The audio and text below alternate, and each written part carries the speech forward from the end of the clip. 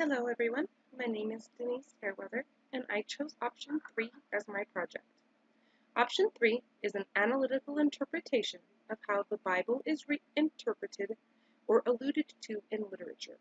I chose to examine Shakespeare's King Lear, written in 1605, and I suggest that it both alludes to and reinterprets the Bible story of Job. Enjoy! Quickly summarizing the story of Job.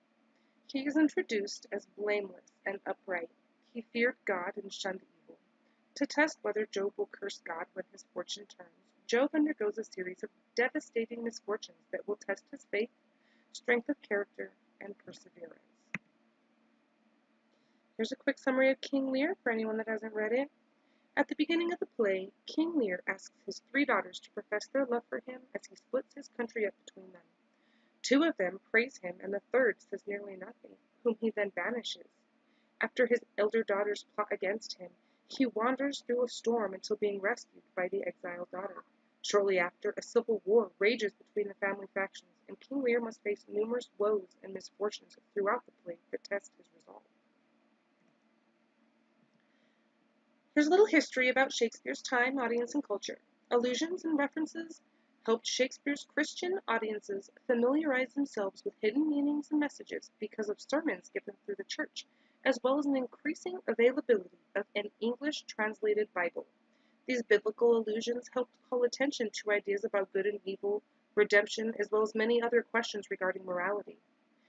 On that note, I found some really interesting information when I was looking up the King James Bible and Shakespeare, and I found out that the King James Bible was printed in 1611, when Shakespeare was 46 years old. Curiously, Psalm 46 is believed to have been translated by Shakespeare because of the use of shake and spear that are both 46 lines up and 46 lines down from the respective bottom and top of the poem. You can see it here in the picture on the left. The first example I'm going to talk about regards King Lear's manservant Kent. In one scene, Kent has been locked in the stocks and remarks that a good man's fortune may grow out at the heels, which also alludes to the story of Job, which we'll get into in a moment. At this point in the play, Kent's already seen his fair share of misfortune and feels as though his fate is as tight as his feet. After he's experienced multiple tragedies, Job is reminded, "You fasten my feet in shackles. You keep close watch on all my paths by putting marks on the soles of my feet." Job knows that God is testing him, and that he has designed this path for a reason, but he can't help feeling worn out of luck. In fact, the expression "out of heels" means worn out, so Kent is playing for both his worn-out fortune and his actual heels, which are sticking out of the stocks and therefore the mark of his condition, just as Job's feet are shackled by his fate and by the will of God. Example number 2 is called the pit. Another comparison between Job and King Lear happens when both men lose hope and give up. In the play King Lear, Lear finds himself hopeless and feels like giving up. He tells his friend Gloucester, "There's hell, there's darkness, there is sulphurous pit, burning, scalding stench consumption." Lear compares his life to a living hell, and Shakespeare uses this opportunity to remind audiences the story of Job, who also went through a living hell. How his hope and faith was also tested. But even after all his tests, Job knows that God does all these things to a person twice, even 3 times, to turn them back from the pit, that the light of life may shine upon them. In this case, the pit signifies giving up and hopelessness, and Shakespeare uses this to show the determination in his character's will to continue, even when all hope seems lost. My next example is going to be of clothing, and clothing is used in both King Lear and in the story of Job, and often reflects the mental state of the characters throughout the play or story, whichever have you. After being betrayed by his daughters, King Lear discards his clothing, saying, "Thou art the thing itself. An accommodated man is no more but such a poor, bare, forked animal as thou art. Off, you lendings, come and button here." In this scene, King Lear's mental and political status have disintegrated, and so too does his clothing. Similarly, Job, upon finding out about the death of his children, is besought with grief and got up and tore his robe and shaved his head.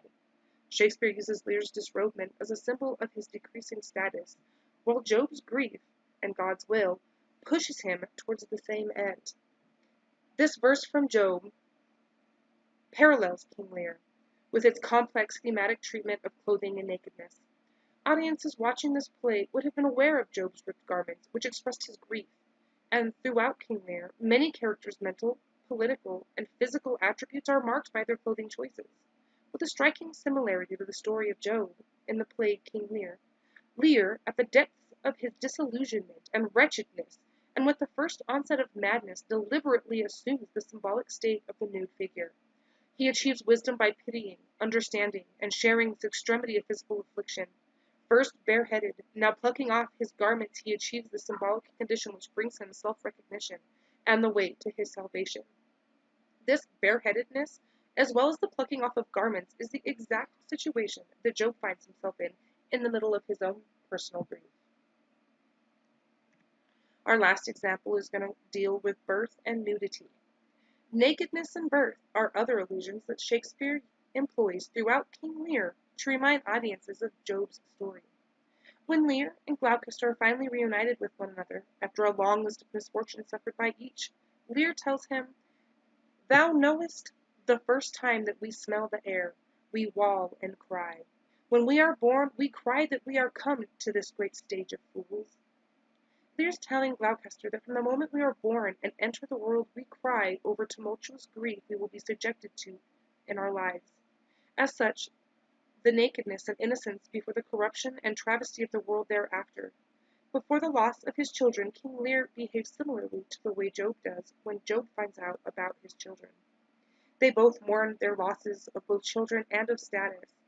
When Job is told of the death of his children, he says, "Naked I came from my mother's womb, and naked I will depart. The Lord gave, and the Lord has taken away."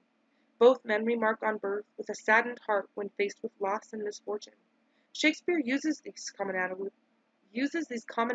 between the men as a way for audiences to gain insight about the characters by alluding to common place and common held ideas throughout the Bible. So, in conclusion, allusions in Shakespeare's work were meant to help audiences understand the human condition, as well as how we can reiterate the potential uses for the stories contained there within. By comparing these stories and ideas, morality and goodness can be looked at in settings that are modern and understandable. In the first example, regarding the shackled heels, Shakespeare alludes to the story of Job by tying Kent's feet and sealing his fate, as the story of Job's shackled feet alludes to God's will. In the second example, we see the allusion to the pit.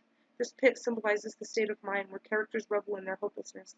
King Lear's hopelessness is over the loss of his family and so much more that makes him feel as though he could just slip away into a pit. This also alludes to Job's story because he makes a point of telling us how these tests are part of God's will, and how God will help men find the strength to rise above these circumstances. The third example shows how clothing in both King Lear and Job can show us the descent into despair and madness. Both King Lear and Job rip their clothes and cut their hair to show their bereavement over circumstances. And the final example of birth and nakedness allows audiences to find commonalities between these characters as well, which reiterates and retells the old biblical tale in a modern way for audiences to better understand the nuances between the two. As you can see, that concludes my presentation. This is my works cited for everything that I used throughout my presentation, and I hope you enjoyed everything. Thank you.